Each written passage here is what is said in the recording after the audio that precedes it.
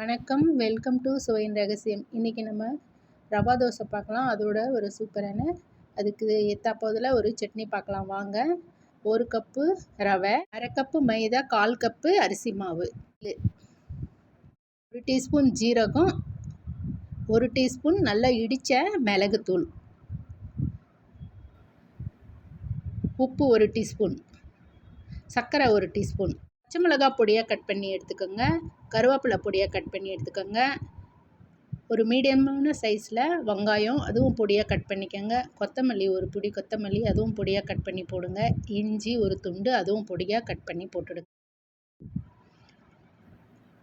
இதோட ஒரு 3 கப்பு தண்ணி அதையும் ஊற்றி நல்லா கலந்துருங்க. நம்ம தோசை மாவுக்கு எப்படி கரைப்போம் அதோட கொஞ்சம் தண்ணியாக இருக்கணும். இந்த மாதிரி நல்லா கரைச்சி ஓரமாக வச்சுடுங்க. இப்போ நம்ம சட்னிக்கு பார்த்துக்கலாம். இந்த மாதிரி பதத்தில் இருக்கணும்.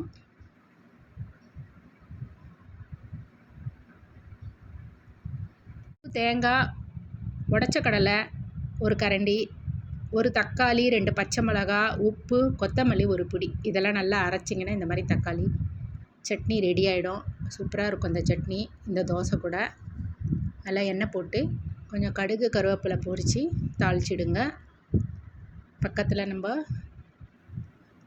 தவா வச்சு நல்லா சூடு பண்ணதுக்கப்புறம் எண்ணெய் ஊற்றி இந்த மாதிரி வெங்காயம் நல்லா தேய்ச்சி விட்டிங்கன்னா எடுக்கிறதுக்கு வசதியாக இருக்கும். இந்த பாருங்கள், இந்த மாதிரி நம்ம கலந்து வச்சுருக்கிறது தண்ணியில் மறுபடியும் கெட்டியாக இருக்கும். ஒரு அரை மணி நேரம் ஊற வச்சதுக்கப்புறம் மறுபடியும் எடுத்து நல்லா கலந்துட்டு தவா நல்லா சூடானதுக்கப்புறம் இந்த மாதிரி ஊற்றுங்க.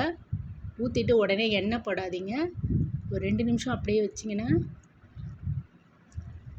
நல்லா ஓரம்லாம் வரும். ஓரம்லாம் சேர்ந்து வர்றதுக்கு இப்போ எண்ணெய் போடுங்க.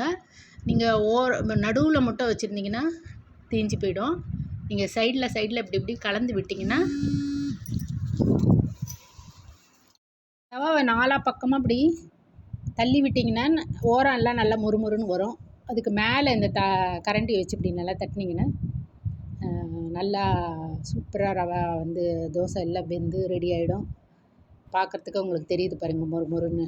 அதுக்கு நடுவில் நீங்கள் கரண்டியெல்லாம் கை வைக்கவே கூடாது. அந்த தோசையில் வச்சிங்கன்னா அது டிஸ்டர்ப் ஆகிடும், அப்புறம் உடஞ்சிரும், நல்லா வராது. அப்படியே ஃப்ரீயாக விட்டுட்டு கொஞ்சம் நேரம் நல்லா ரொம்ப ஐயில் வச்சிடாதுங்க, மீடியமான தீயில் வச்சுட்டு முதல்ல ஐயில் வைங்க, அப்புறம் மீடியமான தீ வச்சிங்கன்னா ஹோட்டல் தோசை மாதிரி சூப்பராக இருக்கும். அது கூட இந்த சட்னியை சாப்பிட்டிங்கன்னா செமையாக இருக்கும்.